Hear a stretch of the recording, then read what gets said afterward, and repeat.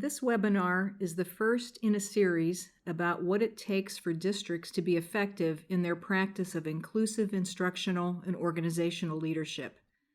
I'm Deb Telfer, Director of the University of Cincinnati's Systems Development and Improvement Center, SDI Center for short.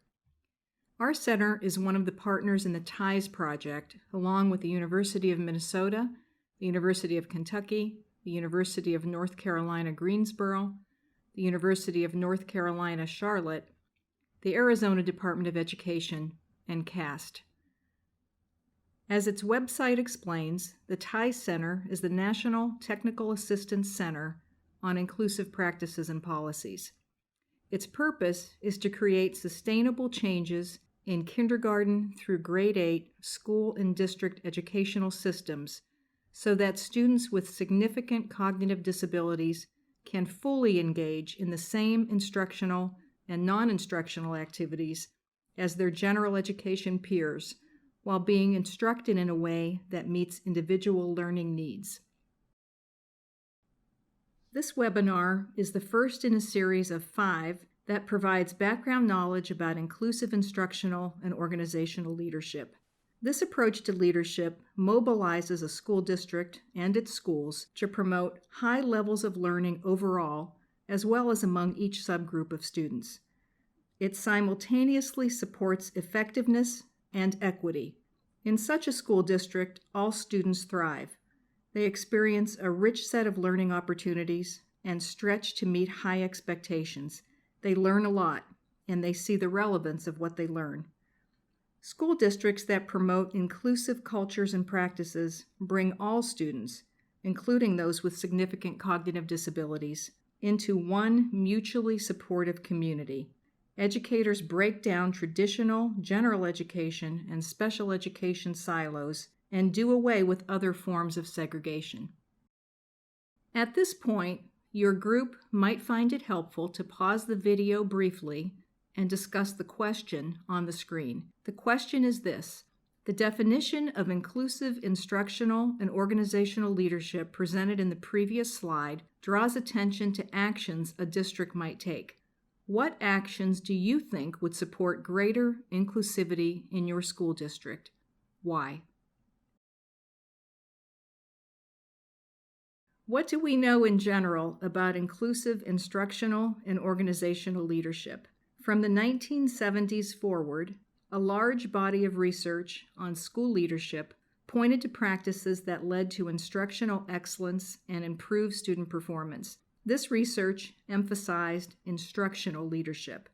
Later, another somewhat unrelated body of research began to identify leadership practices that promote equity, social justice, and inclusion. As it turns out, the practices aren't all that different. Much of the research on instructional and inclusive leadership drew attention to what principals do. A focus on what district leaders do is even more recent.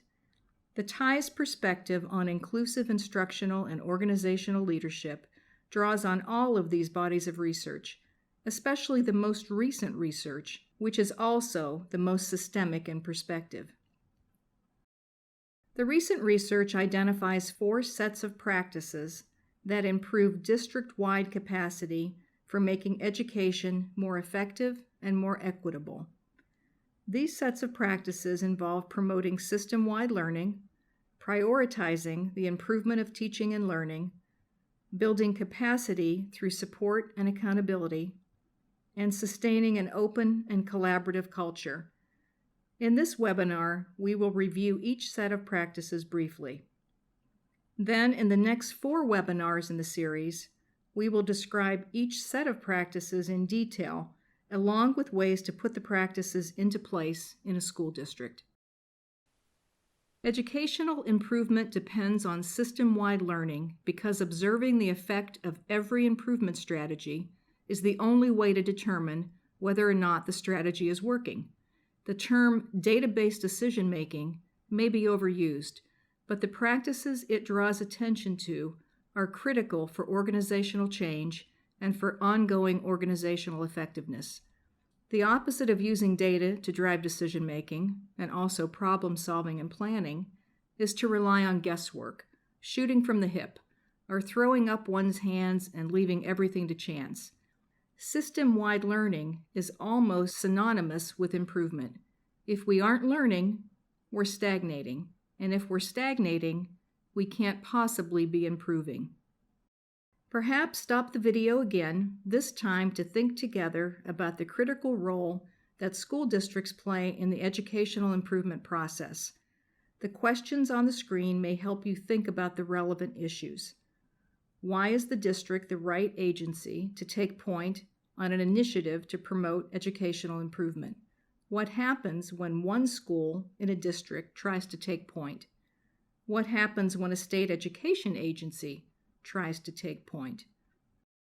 As your group discussions may have touched on, districts are close enough to the work and to the community to plan, implement, and support improvement efforts.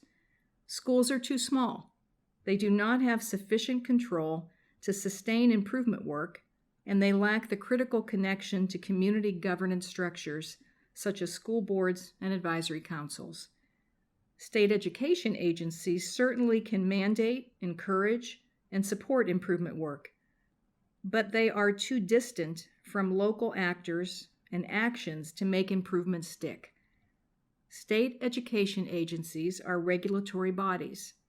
They take point on external accountability and statutory compliance. That critical role makes it harder for SEAs to cultivate the kind of internal accountability that is needed for sustained educational improvement. The second key practice involves prioritizing teaching and learning. But don't schools and school districts, almost by definition, prioritize teaching and learning? Not always. The next Turn and Talk activity asks you to rate different school district purposes in terms of their direct connection to teaching and learning. A third Turn and Talk activity provides more insight into what it means to prioritize teaching and learning. Here's what to do when you stop the video. Look at the list of education purposes provided on the slide. Discuss the extent to which each of them prioritizes teaching and learning. Perhaps use a 1 to 3 scale to rate each purpose, with 1 indicating a strong connection to teaching and learning, and a 3 indicating a weak connection. In the Turn and Talk activity, you may have differed with others in your group about which educational purposes are closest to the teaching and learning mission. That situation is to be expected because education is a complex social institution with multiple aims. Still, a school district in league with its community and with the wider state and national community must decide what it means by teaching and learning.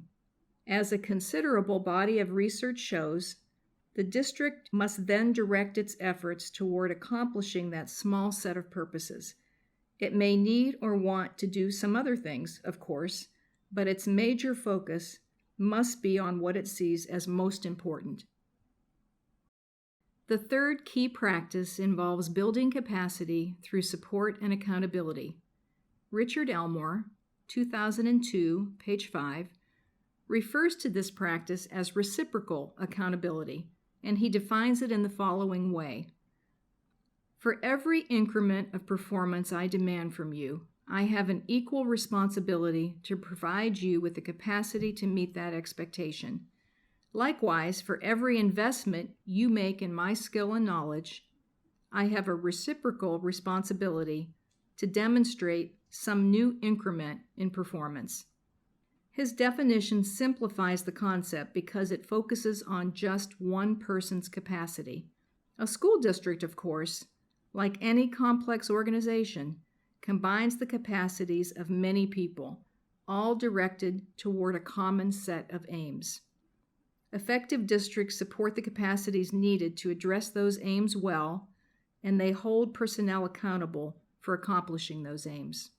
This slide shows how support and accountability practices might be aligned to help a district meet a key objective related to students' reading achievement. If the district wants to see improvements in reading achievement, it needs to support improvements in the teaching of reading. 2 contributors to improve teaching are professional development and high-quality materials. In addition to providing supports, the district should also hold certain expectations. For instance, district leaders might expect teachers to participate actively in the PD and to use the strategies and materials that the district endorses and supplies.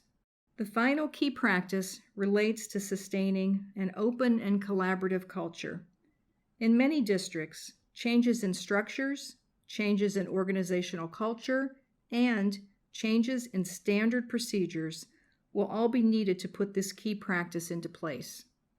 That's because school districts in many places are top-down rather than collaborative. Their cultures may foster suspicion, fear, and defensiveness, and they may have few mechanisms for bringing educators together to plan, implement, and monitor productive change. Perhaps stop the video one last time to discuss what's in a culture. Think about organizational culture and brainstorm a list of everything it might involve. Then consider the features that distinguish a closed culture from an open one. As your discussion may have surfaced, open cultures encourage trust, risk-taking, dialogue, collegiality, diversity of perspectives, willingness to agree to disagree, and willingness to pay attention to new ideas and information. In contrast, closed cultures are risk-aversive and threatening. Individuals protect their own turf, and there's little incentive to accept diverse perspectives or consider innovative ideas.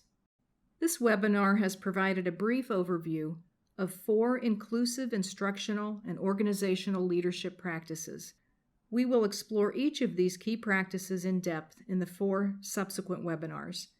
For now, we want to pose several focusing questions to help you start thinking about what inclusive leadership really means. Why should districts use key practices associated with inclusive instructional and organizational leadership?